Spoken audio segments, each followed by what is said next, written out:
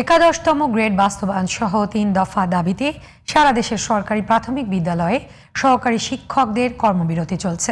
৩ দিন ব্যাপী এই কর্মসূচির শেষ দিন আজ। দর্শক, এই বিষয়ে আরো খবর জানতে খুলনা থেকে আমাদের সঙ্গে যুক্ত হচ্ছেন সহকর্মী শেখ লিয়াকত হোসেন। লিয়াকত, প্রাথমিক বিদ্যালয়গুলোতে দরজায় কড়া নাড়ছে বার্ষিক পরীক্ষা। এমন সময় শিক্ষকদের ধর্মঘট নিয়ে কি বলছেন শিক্ষার্থী অভিভাবকরা, জানাবেন আমাদের। আপনাকে ধন্যবাদ। আপনি যেমনটা জানতে চেয়েছেন, খুলনা বেশ সরকারি প্রাথমিক বিদ্যালয় রয়েছে 1159টি। আমি কয়েকটি প্রাথমিক বিদ্যালয়ে গিয়েছি এবং অন্য প্রাথমিক বিদ্যালয়ে খবর নিয়েছি। সেখানে শিক্ষক এবং শিক্ষার্থীরা তারা উপস্থিত হয়েছে স্কুলে।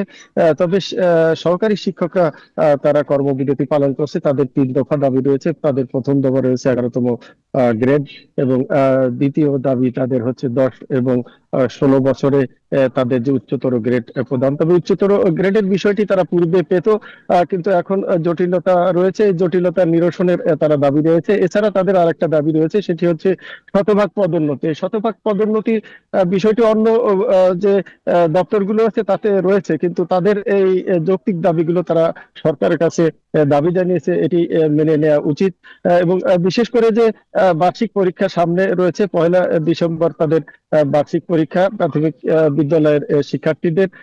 এ বিষয়ে তারা বলছে যে তারা তাদের পরীক্ষার প্রস্তুতি পূর্ণাঙ্গভাবে নিয়েছে এবং যথারীতি পরীক্ষা অনুষ্ঠিত হবে।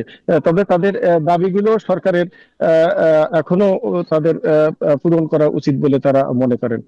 তবে প্রাথমিক বিদ্যালয়ের শিক্ষার্থীরা আজ এবং আরো একটি ক্লাস আছে, এই ক্লাসে তারা উপস্থিত হয়েছে। তো এ ছিল খুলনা থেকে খুলনা প্রাথমিক বিদ্যালয়ের শিক্ষকদের সবশেষ তথ্য। লিয়াকত, আপনাকে ধন্যবাদ।